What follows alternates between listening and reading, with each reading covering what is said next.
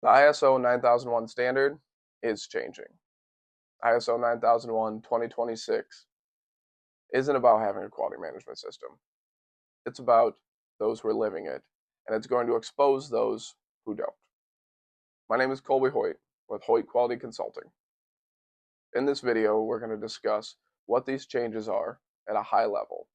Currently, there's a final draft version that is in circulation. This will go before the ISO board for final review. The expected publication of the new certification will be in September of this year. So let's put some context to this video.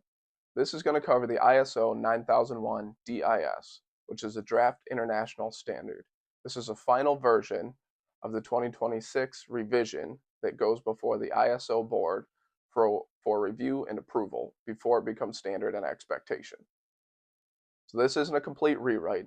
This isn't a rebuild, so we have to scrap everything that we've already built as a system. This is a refinement of higher expectations.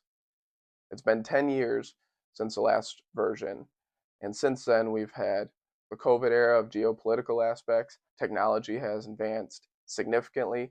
These sort of items are going to be ingrained into this system as it pertains to our businesses and modern day manufacturing. Some of the areas that we need to focus on are the higher expectations that the auditors will be holding us accountable and holding us to. This is a lived system, not necessarily just more expectations. They're going to be looking at critical areas that have been exposed within the last 10 years. So we don't have to rewrite, we don't have to rebuild. There will be critiques, document changes, but there will also be other systems that we have to include into our quality management system. And the biggest thing is the leadership involvement, but we'll go into all the details. So one of the first things was the amendment that was added to the 2015, which included climate change.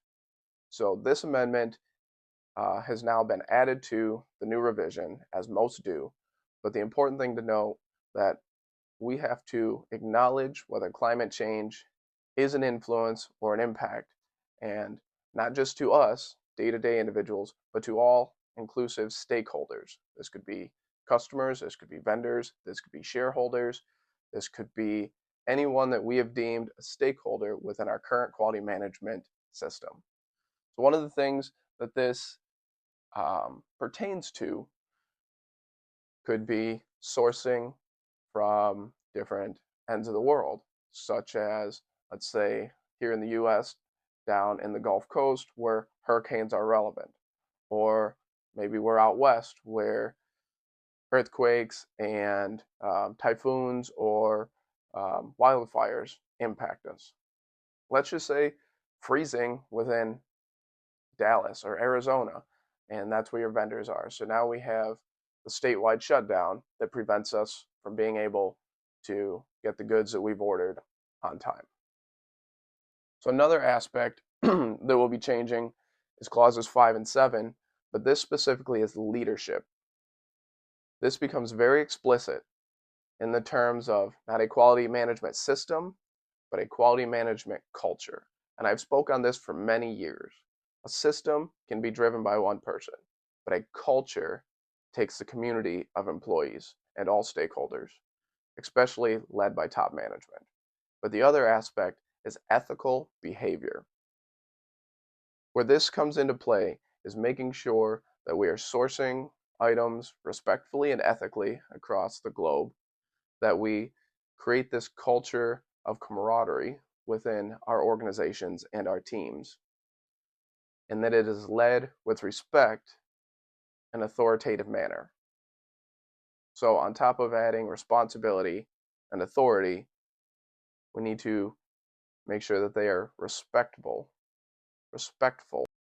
authority. This way, it's not a do so, say so type of atmosphere. It is a join the team, we want to do this approach. One of the other aspects is clauses 6.1. We've already talked about risks, risk assessment, and how the PDCA was introduced for the 2015 standard change. Well, now we have to look on the other side of the coin. Applying that same aspect is an opportunity approach, where this comes into play, such as focusing on the growth of the organization, realizing what avenues, what markets, what opportunities we as a company or we as organizations feel we're going to plan to approach. As we keep moving through this, a big pattern shift is in retained documents and documented information. The verbiage change is available as evidence. So historically, we just had to have the documents accessible at a point. The auditors would say, hey, do you have a corrective action log? So yeah, let me find it and pull it up. These items, when spelled out as available as evidence, have to be livable, have to be easily accessible by more than just a quality management system. So this is key more so to the aspects, to the procedures that we are bound to follow departmentally and organizationally. They can't just be like, hey, let me go through my files and all of my documents. They have to be readily accessible to allow us to be able to prove that we have evidence of these documents, that they are being followed. And the evidence marker on this is spelled out in the ISO 9000 terms and vocabulary for the standard.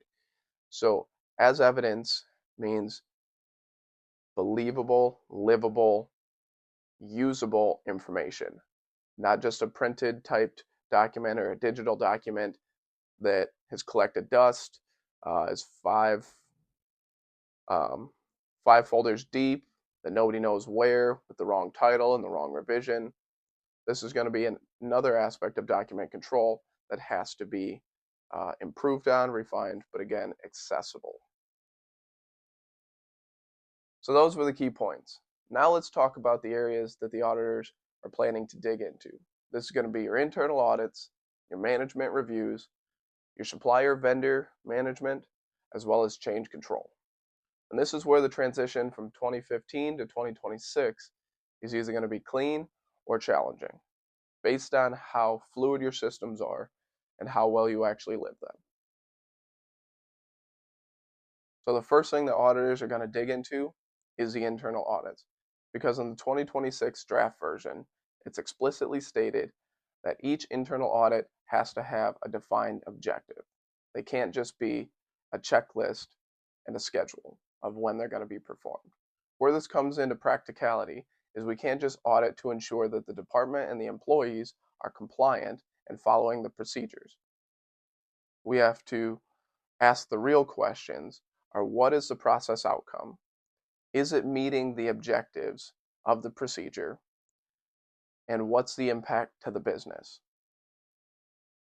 If we're currently auditing just to be compliant and to have the certification, we're really going to have to dive in and make these changes from a procedural standpoint as well as the internal audit standpoint when it comes to the formatting and the questions that we're asking, because we have to prove evidence of these three questions: the outcome of the process, is it meeting the objective, and what's the impact to the business. The second focal point for auditors is going to be management review, because this is a core fundamental requirement for the ISO 9001 standard. What's been added for the 2026 draft version explicitly states in the standard changes in the needs and expectations of interested parties as a required input. So what does this actually mean? This means that our management reviews cannot be a static meeting. Leadership has to demonstrate and discuss that the voice of the customers, vendors, and the expectations that the external parties have of your organization are being discussed during these meetings. This is one of the most common areas where you can look compliant on paper, but your system is very weak. So the next area that we're going to talk about is change management and plan changes, including the communication and the impact of review.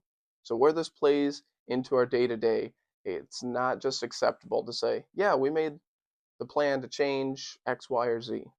we have to show that the appropriate individuals involved in the change were communicated with the expectations, and that after the changes have been made, there's been a review of the same team members that were involved proactively planning to ensure that the outcome was desired. So following the PDCA and full approach. This is a separation between an ad hoc launch of a program and a methodical, planned approach and review and analysis of what the actual results show. This would be a topic discussed in management review.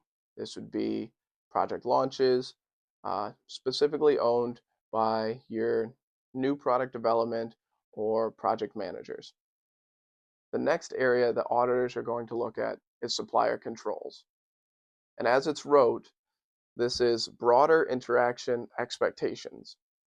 What this means is that there needs to be clear, defined evidence when managing vendors from communication, proactive risk planning, and review of the impact to the end use or to all interested parties of that product, whether it's internal or external for your customers. This isn't adding more paperwork, but it's clearly defining that there is evidence for review and ensuring that the risks are addressed proactively. If you take a step back and look at the changes in the ISO 9001:2026 draft version, it's clearly stating it's not expecting companies to do more. It's expecting companies to have clear and concise evidence that the outcomes that they have are intentional from proactive planning. If you're having a hard time digesting this or not knowing how this will actually affect your organization, down in the description is a link to schedule a free 15-minute call to discuss your organization and how Hoyt Quality Consulting can help. If you like this kind of content, we're progressively putting out more content with updates on the standard, as well as getting organizations certified to the current 2015 revision. As the standard comes out in September, you still have time to become compliant and certified this year. Hit the link below, hit subscribe, like this video, and we look forward to having you join us for more updates in the ISO world. Thank you.